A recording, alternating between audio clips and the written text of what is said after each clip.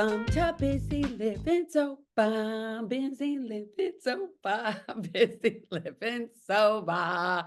It is episode 449 with Adam Nimoy. Hi, Adam. How are you? Hello, Elizabeth. I'm well, thank you. Good morning. Good morning. So, everybody that's here for the first time, welcome to the show. I hope you enjoy it and subscribe to my channel. That'd be awesome. And share this episode with your friends, I hope. And Adam just wrote a book, The Most Human. Here it is. Now, if you guys recognize his last name, it's because his dad was Spock, right? Yeah. Oh yeah, in fact, I keep him real. He's right here. I keep him real close. Oh my gosh, he's like a Hello Stanley, but he's but he's your dad, Leonard Nimoy. Oh my gosh, there he is. Is it like a flat Stanley? So what? It's like a who? Have you ever heard of a flat? There was this flat Stanley when kids were little, and you would take it with you and you take pictures and you'd be like, oh, this is where flat Stanley went this summer. Anyway, that's pretty funny. I love that. Your Yeah, I dad like was that. pretty cool, huh? I love this thing. Yeah. Oh And yeah. your dad, okay, so you both are sober. Well, he was sober, God rest his soul. But when he passed, was he sober still? Oh yeah, he was sober. He was definitely sober. Yeah. And when you went, he took you to your first meeting. Tell me what that was like. Like, what was it like when you were first, like your dad saying, okay, do you want to come with me to a meeting? I know I read the book, but a lot of people haven't yet. And what was it like growing up with a dad that was so famous? I mean, at 9 years old, you talk about how you were at the studio and he was getting on his costume and he came out in this outfit, and you're probably like, what's going on in a weird way? It wasn't like your dad was a banker, right? Going in with his suit and tie and came home at 5 o'clock every day. Yeah, it was. He had a very unique profession. I was just thinking about it, Elizabeth. I think I was on the set for 5 different episodes, probably the first and second seasons. I got to look them up. There's a lot of Star Trek nerds who know everything you need to know about Star Trek, and then a lot of things you don't need to know about Star Trek. I was there on set a lot with him. He wasn't, I didn't hang with him. He was very introverted. He wanted to be on his own, thinking about the day's work. It was growing up. It's kind of a roller coaster ride. It was a lot of fun and a lot of craziness. We couldn't really go out in public anymore without him being recognized. We couldn't go to dinner. We couldn't have a nice, quiet dinner at a restaurant somewhere. We used to go to a restaurant on Santa Monica Boulevard. There was a place called Duke's, and we had this tradition of going there for Christmas dinner every year.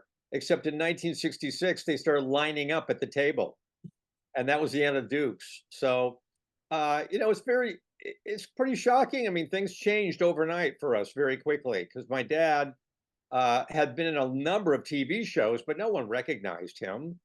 And that, from relative obscurity, he's co-starring in a TV series for the first time ever, and Spock became popular very quickly.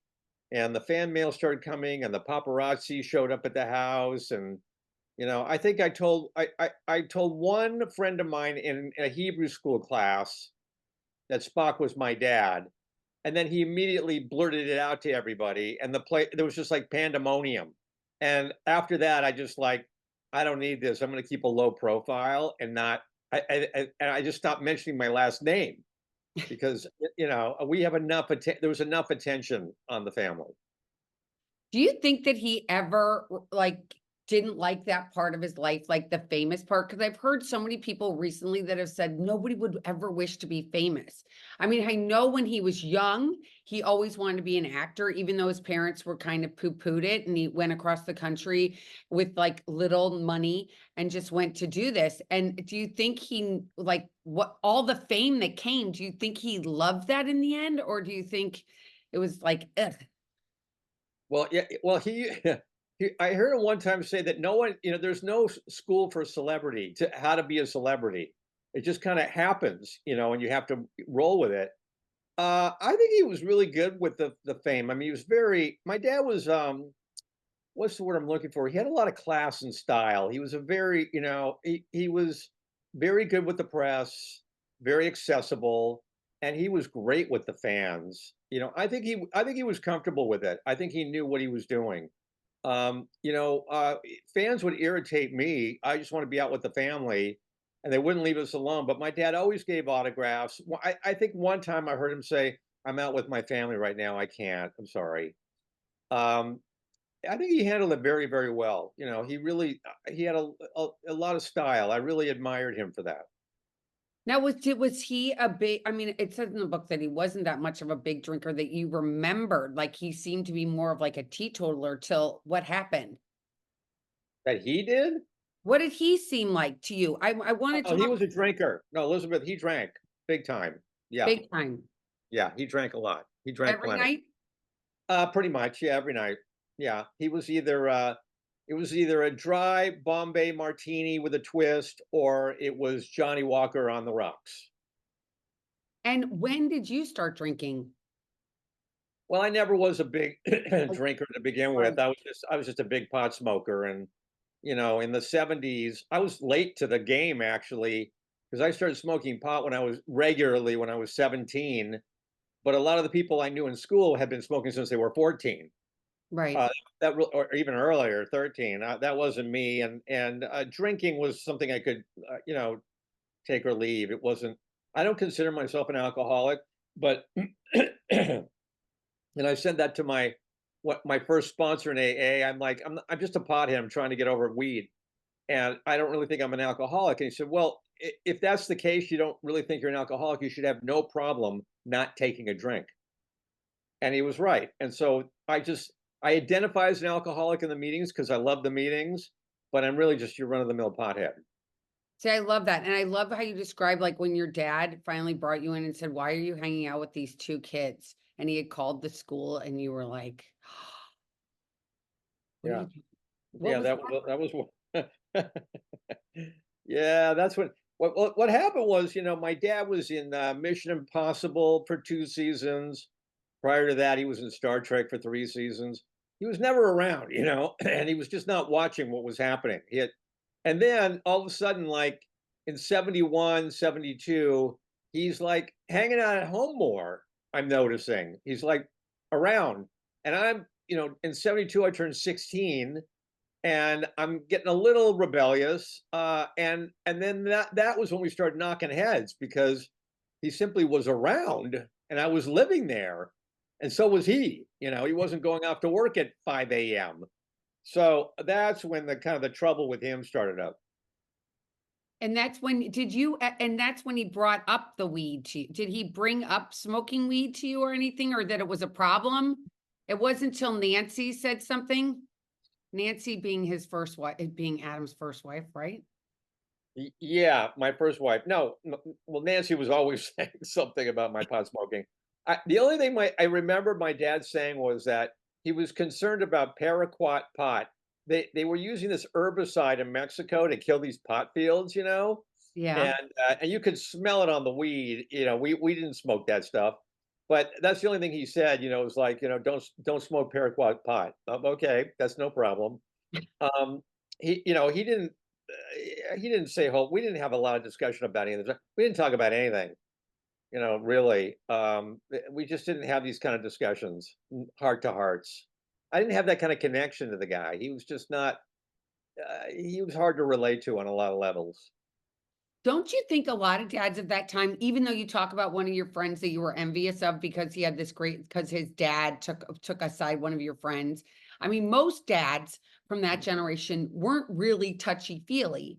And coming from the parents, your grandparents, right, who Yeah. had immigrated into the United States, it must have been really hard. Well, yeah.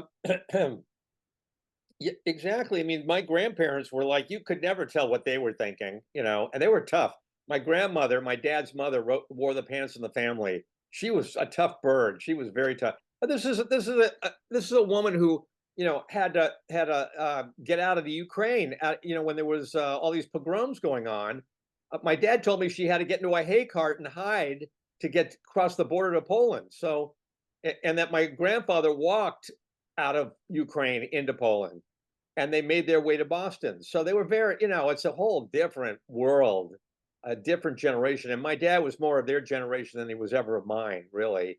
I mean, he's just a very completely different animal than me, raised in the depression and, working odd jobs and, trying to make a buck and hustling all the time, didn't care about school, was not academically oriented. When he was 10 years old, he was selling newspapers in the Boston Common, for a dime in the dead of winter. When I was 10 years old, it was like the Beatles and Spider-Man comic books and, 60s TV, Man from Uncle and Get Smart and I Dream of Jeannie and, all these incredible TV shows that were just, Outer Limits. And I had a whole, and it's Southern California, it's just a whole different lifestyle. So I like to say we were doomed from the start because we came from completely different perspectives. And I didn't work odd jobs when I was a kid. I was just being a kid. Well, of course, and he had to hustle.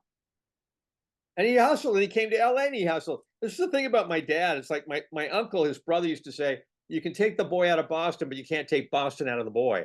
Because when he came to LA, in Boston, he was selling newspapers, selling vacuum cleaners. He was folding chairs for the Boston Pops. He worked in a card store. He worked in a camera shop. I mean, he just did nothing but hustle. When he came to LA, he was working in a pet shop, servicing gumball machines, driving a cab, working in a pet store, setting up fish tanks, process serving, jumping out and serving people. Surprise, you're being served with court papers. Sold insurance. I mean, he just did the same thing. Then when Star Trek hit and he was making some money, he's making records, photography and poetry, personal appearances all over the country. I mean, this guy was like a nonstop money-making machine. That was Leonard. It's kinda cool. It's kinda cool if you think about it, like, he had this drive and he had this dream and he made it happen. Yeah, no, I mean, the guy was driven. There's no doubt about it. There's nothing stopping my dad. Sooner or later, something was going to happen, Spock or something else. But even when Spock came along and we started to have some money in the family, finally, I mean, if you see pictures of our home, there's like nothing in it. We had nothing. There's pictures, photographer came and took pictures of me in my bedroom. There's like nothing in it. We literally had nothing. But that's kind of a blessing in a way, because now it allowed me to remember where we came from and have a real appreciation for all the stuff we got when we moved into Westwood, next to UCLA, and my parents started collecting stuff, furniture and artwork and cars and China. It was a whole different experience. But your dad gave you another thing, which is your faith, because it sounds like his faith, I mean, being Jewish was really important to him, and going to synagogue was very important to him. I mean, he had a real relationship with God. I mean, you talk about how he would go on Yom Kippur or Rosh Hashanah, and he would go in and he would go on the odd times because he didn't want people to see him, and he just wanted to be Leonard. He didn't want to be Spock those days when he went to temple. Well, we go to the thing is that on Yom Kippur he would read Book of Jonah, and the Book of Jonah is read at 3 o'clock in the afternoon, 4 o'clock in the afternoon, and by then everybody's gone, so there's no one there. So I would go with him, and the place would be empty. Look, the other, yeah. So he did. Being Jewish was very important to him. He identified culturally with his Jewish history. There's no doubt about it. But as I say in the book, being religious, I don't think so. I mean, he went because it was traditional. It was the way he was raised. But he didn't read Torah. We didn't discuss Torah. We didn't talk about Bible stories. We didn't talk about how they applied to us. Abraham, Isaac, and Jacob, basically, our patriarchs basically, did not get along at all. Kind of like Leonard and Adam. We didn't talk about that stuff really. I mean, I don't know how religious my dad was, but he was definitely traditionally, culturally very identified with the Jewish religion, and he shared many times that the whole, the Vulcan gesture greeting is, this is the letter Shin, right? I mean, kind of like this. It stands for the letter Shin, which stands for the word Shaddai, which means the Almighty, one of the many names of God. This is where he got it from. This is, I mean, everybody knows what this is all over the world. You know what I I know, mean? it's so Well, you're crazy. making the letter shin. It's a Hebrew letter. Hello. So when he takes you to this meeting, tell me about his journey with getting sober, if you would. Yeah, well, it was pretty interesting because my parents got divorced, and then my dad remarried Susan Bay, my stepmother, and he had a really good life with her. You know, she was really good for him. Uh, and he was really happy with his life, and he was doing well, professionally. And they had a very nice lifestyle. They had a very comfortable lifestyle. He was happy, I think, for the first time in a long time, and he could not understand why he was still habitually drinking.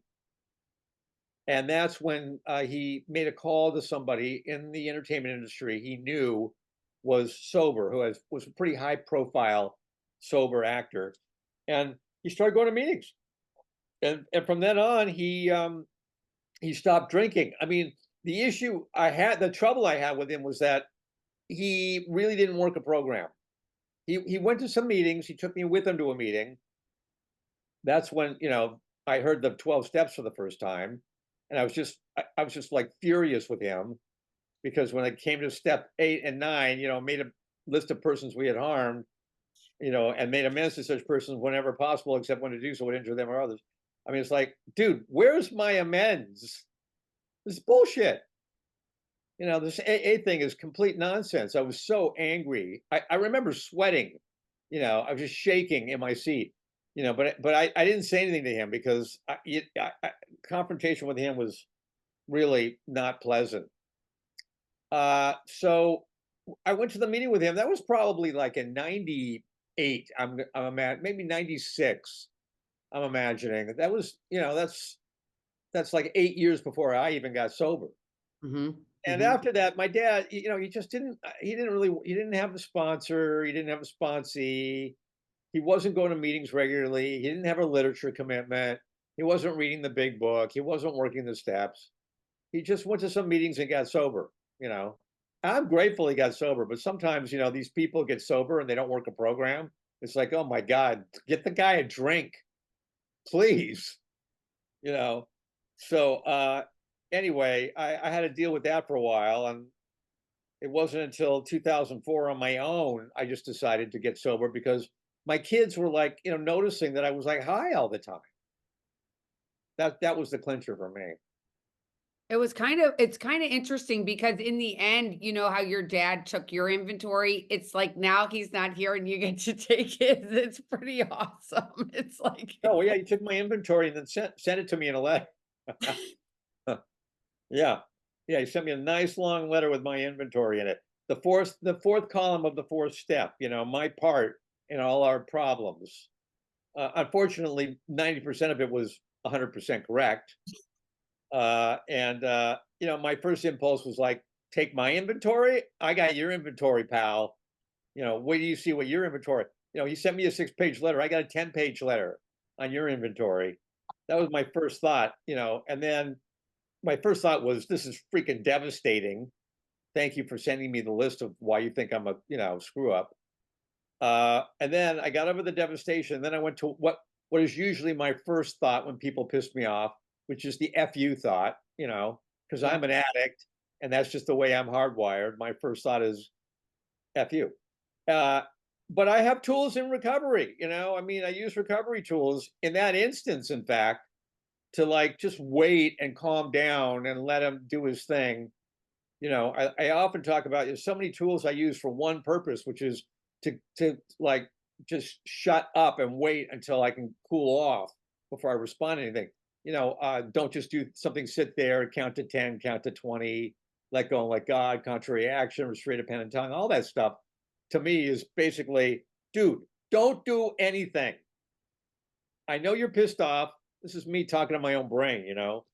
I know you're pissed off. You have a right to be pissed off. That's okay. You can be pissed off. Just don't do anything, for a minute, for an hour, for a day. And that's what I did with that letter. I just decided I'm not gonna respond to this. It's just too crazy.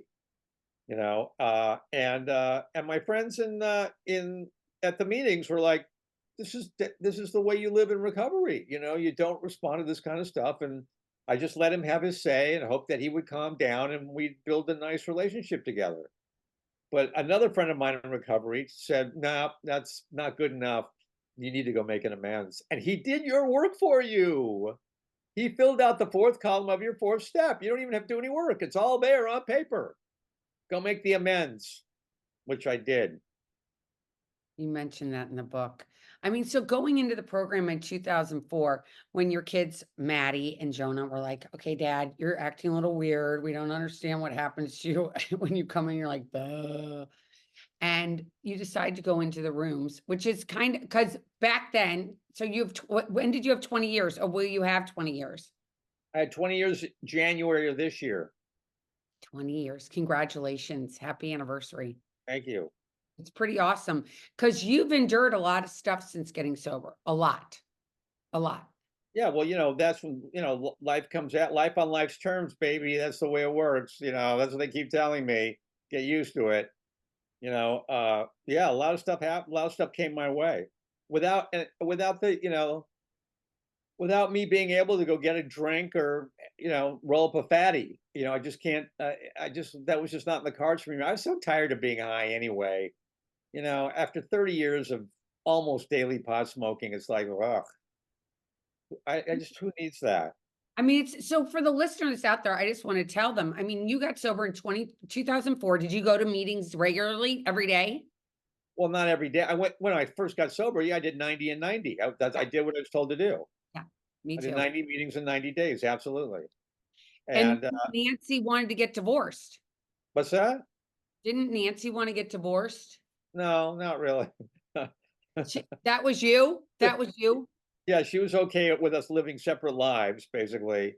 Uh, I think she agreed that I needed to move out. I mean, I think she agreed that the marriage was over. She was focused on the kids and her career and her friends. And she's got like a million friends. She's a nice Jewish girl from West LA. She just knows everybody. Um, yeah, I mean, now we have a great relationship. She said, I love Nancy and I'm really close to her. And her, significant other is like one of my best friends. You know what I mean? And I met him through her. He's just a terrific guy. It's I'm the one who decided we need to end the marriage because I was just miserable in it, and I was smoking to get through the marriage. I mean, I knew that the marriage was like on the rocks for many years, but my kids were young, and we had this incredible house, and I'm not going to move out, and my kids were too much fun. I mean, that's the difference between me and my dad. I loved hanging out with my kids. They were just so entertaining. They're almost exactly 2 years apart in age. Maddie's the older, and it's just like the Maddie and Jonah show all the time, and they were just hilarious. And there's no way I'm leaving this show. There's no way. But then things just started to get out of control when they became like teenagers, or preteens. Jonah was 12, Maddie was 14. It just everything was like spiraling out of control for me, and my life had become completely unmanageable and getting high every day, and my career had crashed, and the marriage was crashing, and I just needed a change in my life. And you stopped being a lawyer then and got into producing, correct? Well, yeah, I mean, this was before that. I stopped lawyering and I went into directing. Okay. Yeah, I started directing TV, a lot of TV, and that crashed and burned because my first thought is F you. And when a producer came on the set, and gave me the business, my first thought was F you. And the first thing out of my mouth was usually F you. You know what I mean? Because I didn't have the tools of recovery to like calm down, don't say anything to the guy. This is your boss. He's gonna hire you need him to hire you back. No. I was like restless, irritable, and discontent a lot on the set. I mean, I did a lot of really good work. I did a lot of great work in TV. But TV is like heaven and hell, directing TV. It is like the hardest job, and you have to be there at 6:30 in the morning, and if I'm not smoking pot, I'm just restless, irritable, and discontent all the time. And you have to deal with people who are, sometimes really unpleasant. And sometimes you get on these shows where everything's just cooking and you're having a great time. I talk about in the book, I was on a show with a guy who was a big Spock fan, major Spock fan. So right away we got along, and we just shut the hell out of that show, and it was just nothing but fun for 8 days. So that happens too. I mean, it's a really, really great career. That went on for about 8 or 9 seasons of TV, but I was just telling too many producers "f you" too many times, and slowly but surely, I was not being asked to come back. My agent always used to say, my agent, a nice Jewish boy, always used to say, they never complain about the work, just the attitude. Thank you, Richard. Thank you, Richard. So now you get sober, you do a 90 and 90, you get a sponsor, you follow the rules so you can endure your daughter telling you she hates you, right? Yeah, yeah, Maddie. Yeah, Maddie was, I mean, it was tough with them because when I moved out, they were very angry with me. Maddie was like super angry and would just send me emails. Excuse me. Yeah, the emails just simply said, "I hate you, I hate you, I hate you."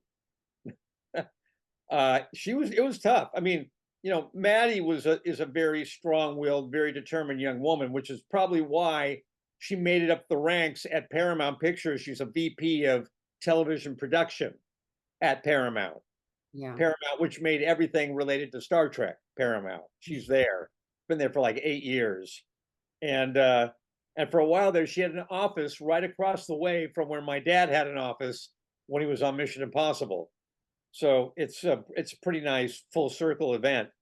But yeah, dealing with them, her in particular, you know, being sober, I really needed to use a lot of recovery tools to have the patience, tolerance, and acceptance to work with her, and because she was just in my face all the time, and I was around with her all the time. I was not going to leave them.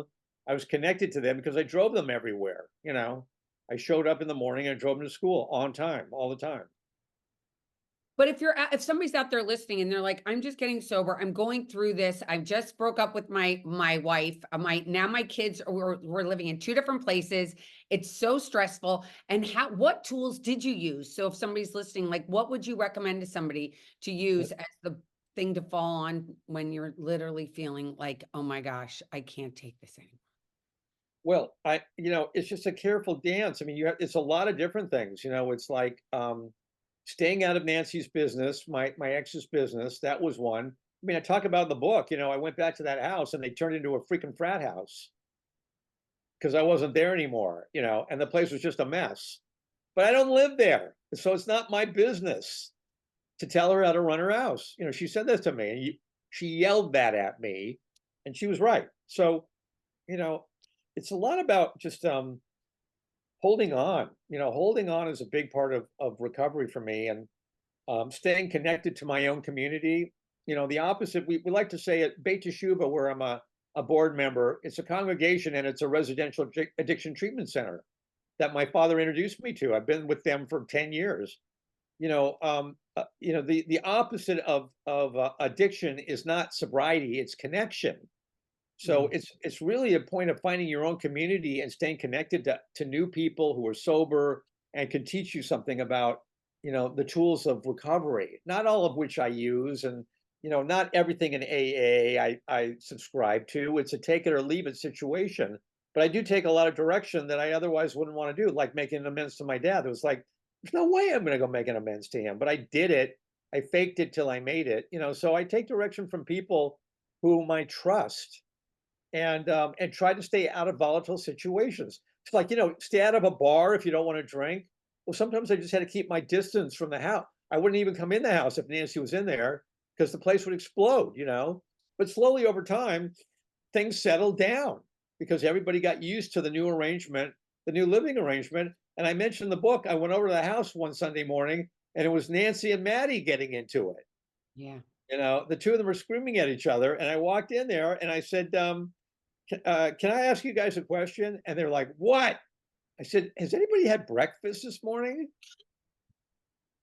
That's another thing that I heard in a meeting once. Somebody said, my sponsor said to me, I don't want to hear any complaints that could be solved with a ham sandwich. I thought that was so funny. And a lot of my problems with Nancy and Maddie and Jonah, I talk about this in the book. It's solved with a freaking sandwich. Yeah. And you just, it's just really carefully navigating the tools of recovery are so helpful to me to get through these volatile situations. I still get triggered, I do. I mean, I get pissed off all the time. Something just happened the other day with somebody I'm working with, and it's like I got an email that was like, "Oh my God, I'm going to write back and give them a piece of my mind." Not, No. I just don't like. I just don't engage in that stuff anymore. It's a waste of time. Look, I'm trying to find some serenity in my life. If you want some serenity in your life, there is a path, there is a way, but you got to set boundaries for yourself and for other people. That's another big part of it. I've been in Al-Anon for 12, 15 years, learning how to set boundaries with other people who have my qualifier was my dad, obviously, and my mother. She was a pill person. But I have to, it's also about setting boundaries for other people that they cannot, they cannot violate. That's just it, and for yourself. So there's a lot of tools. You know this, Elizabeth, a lot of tools in recovery. So many tools because you also lost Martha, your second wife. Yeah, I lost Martha, the Shiksa goddess, Martha. Oh, beautiful. Yeah, she's a doll. She was such a doll. I really miss her. She was great. Yeah, she got cancer after we were married, and I went through that whole thing with completely sober. Thank God I was not an opioid addict because, I mean, I had so many drugs to keep her out of pain. I had everything. um, Look, I mean, the thing about Martha is it's just a matter of gratitude. I was so lucky that I even met her at all, and that we were together because it was great, when we first met and got together and we're dating. And let's see, I think I met her in '08 and she died in 2012. So wasn't that long, together really, when I think about it. Um, but she was really good for me. It was really great to have her in my life. She was a normie. I got to practice a lot of Al-Anon principles with her. You know, sometimes she would ask me and say, I had a hard day at work. I really need another drink. I'm like, have a drink. You don't need my permission. Have a drink.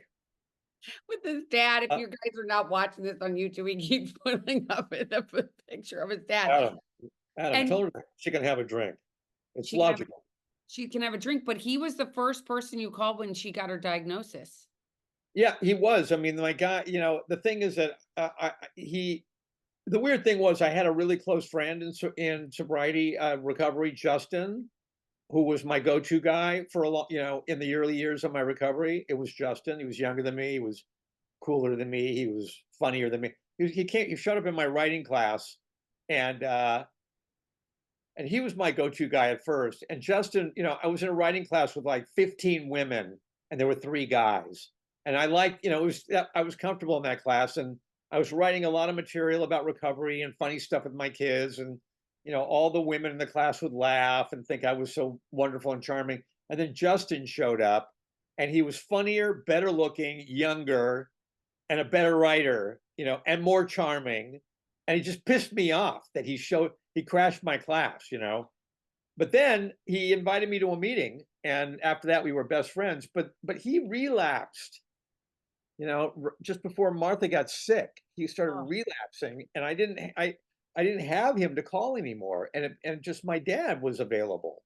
My dad was more retired, focusing more on family, totally changed the priorities in his life.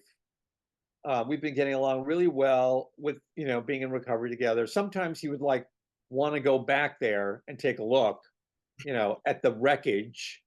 And I would say things like, well, can we talk about that later? I mean, I hear what you're saying, and I don't want to shut you down completely, but let's just have lunch and let me think about it for a while. We'll go back, and then I would never circle back to it. You know, um, So my dad was the guy that I would call, when I needed like just to talk to somebody. It just became like my pal. And when I found out on the phone from the doctor that Martha was not going to survive this cancer, I found that out very early, almost immediately after she was diagnosed. Mm. I found out she didn't want to know. She thought she was going to get better. Uh, that was just not going to happen. Her cancer was too far advanced. And the first person I called was my dad. Yeah, and that's where he made his living amends, because he never made a 9-step amends to me, and he never would. I mean, that guys like that, it's just there's too much stuff to make amends. There's no way he's going to look at that stuff. There's just no way, which was fine. When I make an amends to him, an amends is not, you make it to the person and then you ask for one from them. Now, don't you have something to say to me that feel bad about and want to apologize for? Not. That's not how an amends works. So I never waited. I wasn't even waiting for one from him. But when he helped me with Martha, he took me to Beit Yeshuva Shabbat service to help me get out of the house. Brought food over every Friday. They would be, there. They had a cook. Dad and Susie had Lucretia cooking up a storm. I would get these huge care packages, so I didn't have to, dream up what I was going to make for dinner while I was taking care of Martha. I mean, my dad took care of me. We call it a living amends. It's a real deal. It's a real deal. That's amazing. That is so cool, isn't it? I think so. I mean, yeah. I mean, it took the rabbi to tell. The rabbi pointed this out to me. I didn't really I was in such a fog, but I became really good friends with Mark Borovitz, the guy who was running Beit Teshuva, which is, a crazy operation over there. I mean, it's just, it's a nutty circus. You go to Shabbat service, it's like a revival meeting, a rock and roll show because of that band, Shabbat service, AA meeting. I mean, the whole thing is ridiculous. And I started studying Torah with him, and he was like, dude, wake up, open your eyes. Your dad is making a living and amends to you. You should see it for what it is and be grateful. And that's the other thing about, dovetailing back to Martha. It's like, well, I can live in misery that she was taken away and I had to take care of her for 18 months. And, I didn't get a whole lot of support from her family, unfortunately. It was really difficult. It's very difficult for the caretaker. And there are a lot of people who, it goes on for much longer, actually. And I just didn't want to be the victim. And when I would share at AA meetings, I would just share about the gratitude of, number one, having met this incredible woman to begin with, and number two, having the honor of helping her transition off planet Earth. You know what I mean? I mean, that was like, you know, I was her last great love. And I think that was just an honor for me. She's such a beautiful person. So, I owe a lot to all that. Really is just flat out to recovery. It's amazing. And then were you able to help your parents transition as well, your mom and your dad? No. No? Well, transition off the planet? No, No? no, not really.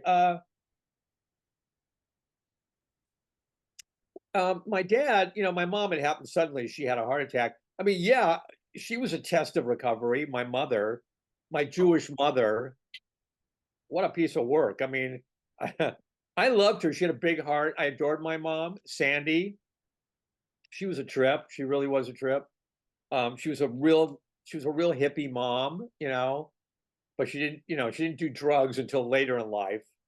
Um, my mom was just in terms of the end. My dad, he died of COPD. He just smoked cigarettes for 30 years, and he never, interestingly enough, he dodged a bullet. He never had cancer. He never had lung cancer, but he had COPD, chronic obstructive pulmonary disease. The guy couldn't breathe.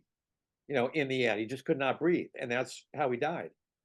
Um, with my mom, she was an exercise in recovery. It's like, I heard someone like your higher power gives you just enough for you to handle, or something like that. I heard that in a meeting.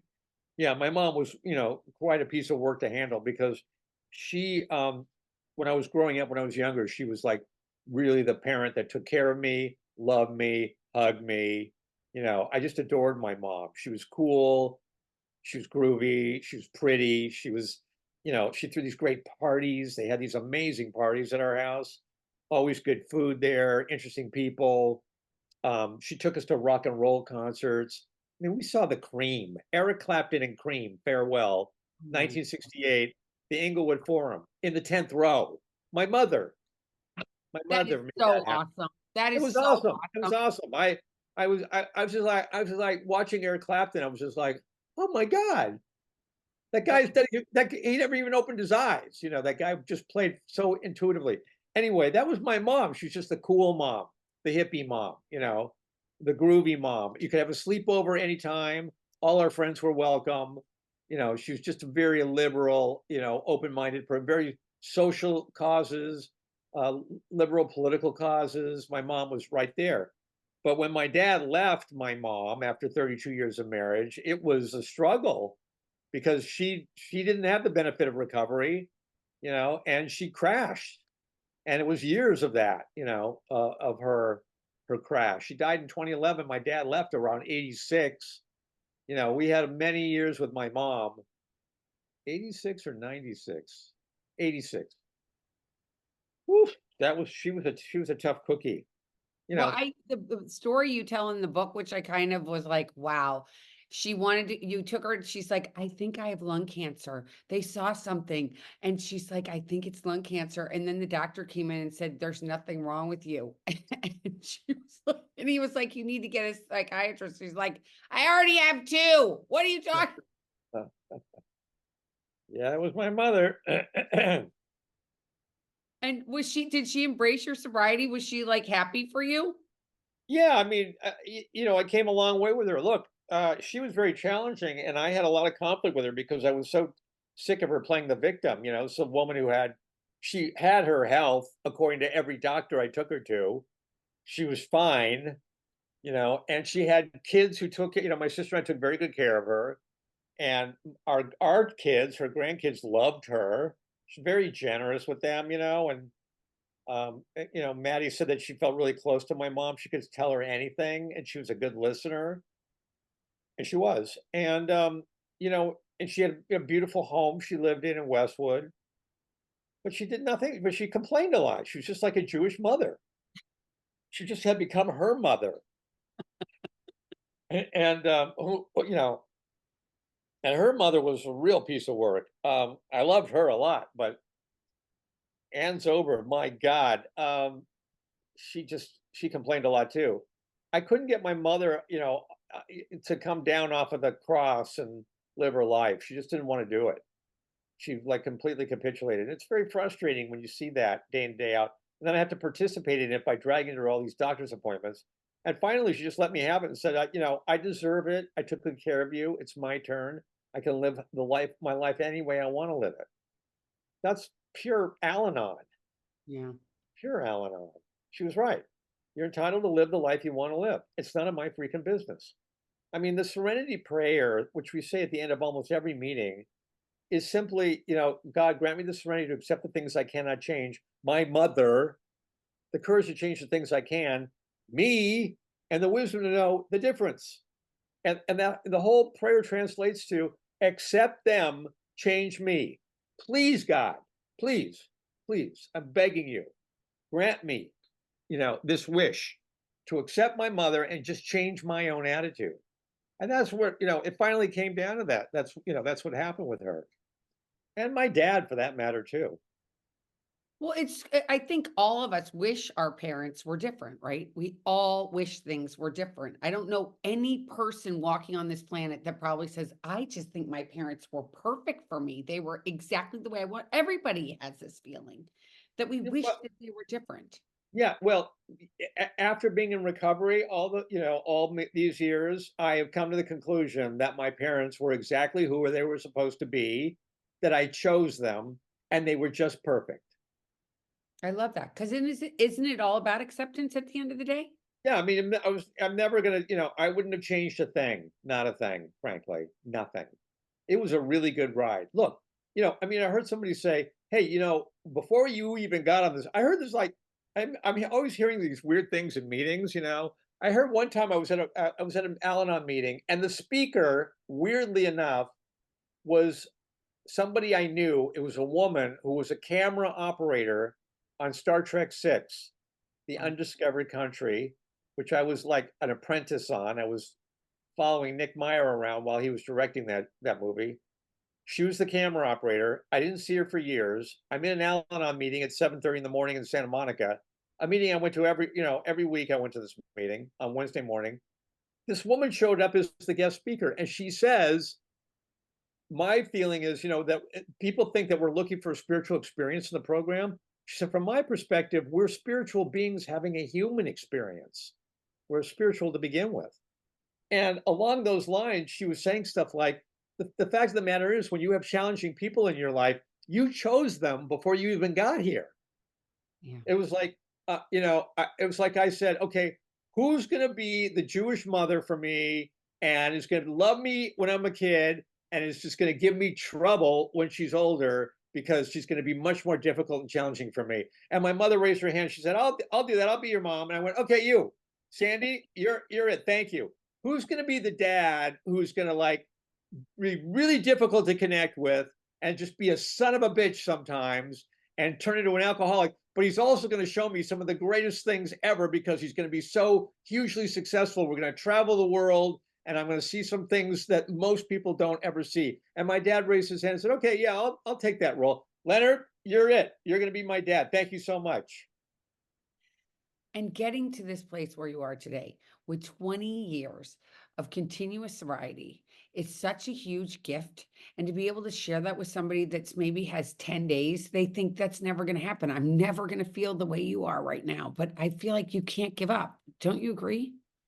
Yeah, I mean, that's the thing about it. So the meetings are so interesting in that respect. Yeah, I mean, it's like it's just one day at a time. I mean, I don't know if I'll never drink again. I don't know. I mean, I like red wine. I don't know, but I'm pretty sure I won't have a drink today. Look, when I was going, and I say this in the book, when I went into AA, I'm like thinking to myself, I'm gonna dry out for a couple of years. I just need to dry out, and then I'm gonna go back out there and be a normie, some controlled pot use or whatever. And I've just been modifying that plan every day, one day at a time, for the last 18 years. After I got to the 2-year mark, it was like, I'm not leaving AA. This is too freaking good. I'm having too much fun. I'm learning too much about myself, and how to live in the world.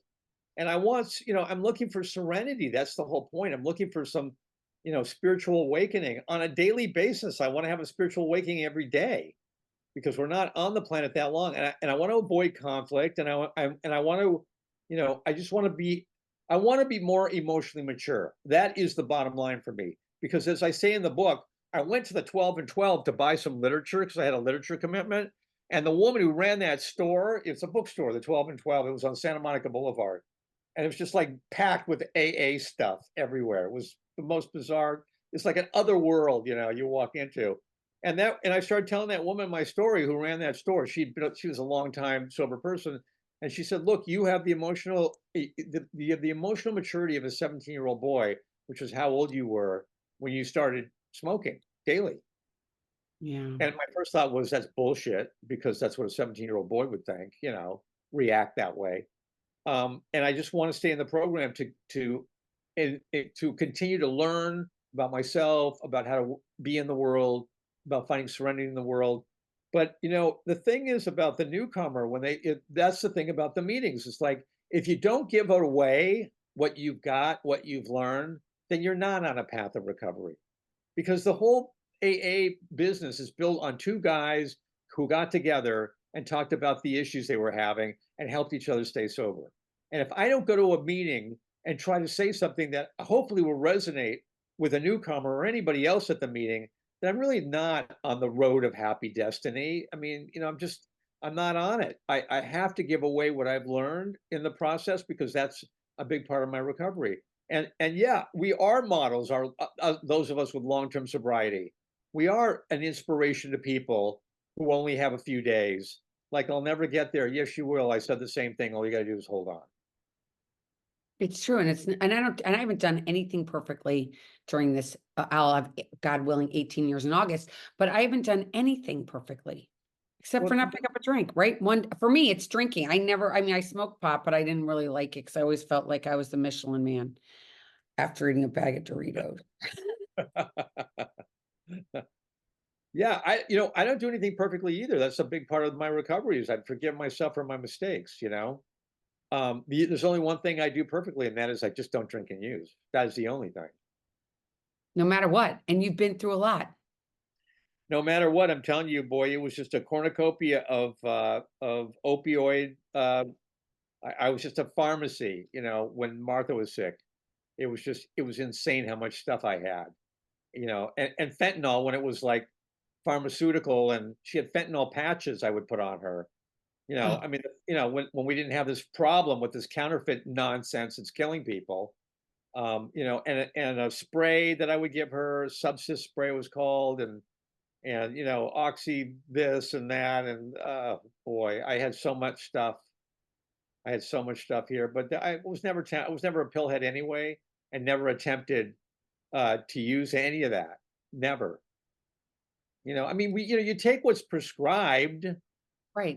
That I learned in the program. Look, if you're in pain, you take a prescription, unless and sometimes people relapse over that. And that happens a lot too. I had an accident. They prescribed something for me, and I got addicted. It does happen. And relapse, I found out being a board member at Beit Teshuva, relapse is a part of recovery for a lot of people. Not my recovery, but a lot of people relapse until they get it right. That's why we're so unique at this rehab that I'm working with, is that if you have enough in the karma bank and we like you enough and you relapse and you want to come back, you can get back into Beit Shua. A lot of other rehabs, once you're out, you're out. You're not coming back. Kind of crazy. It's kind of crazy. I see all these young people that are, they come in and they've lost already all these friends and they're not even 25. And you're like, they're just like, oh, this person died. Like it's nothing. Like for us at 25, losing somebody would have been like, oh my gosh, what is that? I mean, like I didn't even, I lost maybe a grandparent, but that was it. And now these young people are having to deal with all these emotions. And I feel like for us, I don't know if you would agree with this. You said later in life your mom started to use pills. It wasn't like you were growing up and your mom was like, "Oh, I'm going to go take mommy's little helper" or anything. Did you watch that? Because I didn't. No, when I was younger, that was really not an issue. It wasn't Oh, until later on that she started going to these psychiatrists. They were prescribing all this stuff to her. I mean, I had to get a list of her meds, and then my first wife, Nancy, her brother's a geriatric psychiatrist, and I took him the list, and he's like, a lot of this stuff is redundant, and you should get rid of it. And we started to pare down but she was still taking, Xanax and Klonopin and you know all this other stuff, Valium. She still got her hands on that stuff and was it's popping it crazy. regularly. Yeah, And now we know what that stuff does to you. I mean, it literally kills your brain.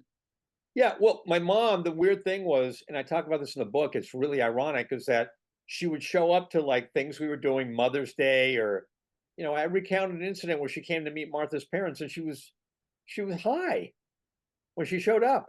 High. I could see it that she was, and I'm like, do I need to put you in a cab and send you home? And she's like, no, I had trouble sleeping last night. I'll be fine. And she wasn't fine. It was really annoying. But I used to do that all the time. You know, I just think I hit it better. I think I hit it better. Maybe they all knew I was stoned eh, all the time. It's just a sad situation with my mom. It was just so sad. But It, yeah. And yeah, how are your kids? Do they use it all? they never really had that problem. No, they were a take or leave it, situation. It's interesting with Jonah. He wouldn't even drink a soda. He wouldn't even drink. I mean, he wasn't even like a sugar addict. He just didn't like dessert. He didn't like candy, and he never drank a soda. I don't know what was wrong with him. As hard as I tried, I couldn't get him to drink a soda. And then there was some concern about him because he wanted to go into rock and roll. He was a complete failure in grade school. Oh my God, he was ridiculous. But I bought him a drum kit when he was 8, Oh, and he started banging away on that thing, and he got pretty good. And by the time he was 10, he was playing in bands with older kids, wanted him in their band. He played wow. with a lot of older kids. And then when he was 11, I got him a Fender Squire, a mini guitar, and he started shredding immediately on that. So we knew he was, much knew he was destined for rock and roll glory, which was one of the reasons why he just decided he didn't need to do any homework. It was just infuriating. It was impossible. As a parent, that's really fun, right? I'm so glad I gave you this musical instruments and you're a great rock star, but hello, you have to know what your one plus two is, right? Yeah, it'd Multiple. be nice if you were literate, but it's like, it's like, what's the point of eighth grade history? I'm not going to need this when I'm on the road. Playing to millions of fans everywhere. So anyway, yeah, with him, it got to be a little tricky, but the fact of the matter is, he landed pretty well too, and I don't have concerns about the drug situation. It's just not his thing. And now he's on tour all the time with The Offspring. He's in this crazy, ridiculous punk band out of Orange County, California. I like to say, yeah, what does your son do? Well, he plays in a little punk band out of Orange County, California.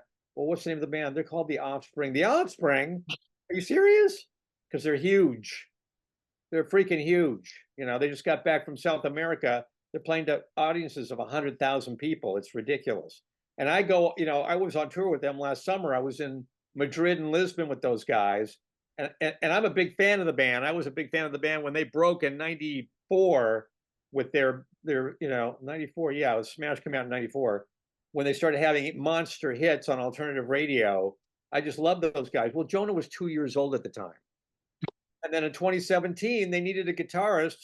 They had a family emergency. The guitar player, Noodles, had to leave the band, and Jonah got the call. My kid, in 2017, and he went to play his first gig with them. So 2017 was like 7 years ago. He's now 32. So he's 25 years old. They played their first gig in Rome and their second gig in Prague, and he's been with them ever since. So he really lives the rock and roll lifestyle. I mean, they do a lot of drinking, those guys. They like to drink, but it's not a drug situation, and they're family people, and he's learning how to, live life on the road, life on life's terms on the road, which is really challenging, because it's very hard on the body. And he's discovering now, my kid's discovering now, guess what? He can't get shit-faced every night because he can't function in the morning when they have to be up at 5 a.m. to catch a plane, to get to, wherever they're going to Vienna. They were just in Vienna 3 weeks ago. He said, I just can't, he said, I can't drink because I can't do it. Uh-oh, somebody just entered. I just saw that. I saw the tail. Yeah, It's right. so great talking to you, Adam. Thank you so much for coming on. Your story's incredible. You guys, his book's amazing. The Most Human. It's pretty cool. You guys have to read it. I read it pretty quickly. I have to tell you, it's a really good read. I like it. It was really good. Thank you so much. I'm going to have the link for everybody out there. So if you want to find it, it's going to be right there in the description. And if you have any questions, I guess they can reach you. Your publicist sent me all that info, so I'll have it in the description. If you like today's podcast, please, again, subscribe and share it with your friends. And again, thank you so much. It was so great meeting you. Great meeting you, Elizabeth. Thank you for inviting me on. I really appreciate it. It's been awesome. Thanks so much. Everybody out there, you know what I say, keep getting busy, living sober. Oh, you guys got to watch And this. live long and prosper, everyone. Look at that. You've got to see this. It's so cool. You guys go watch me you've got to watch the YouTube. Not only listen to it on whatever station you're listening to, but go and watch it on YouTube. Until next time, everybody, keep getting busy, living. Bye, everybody.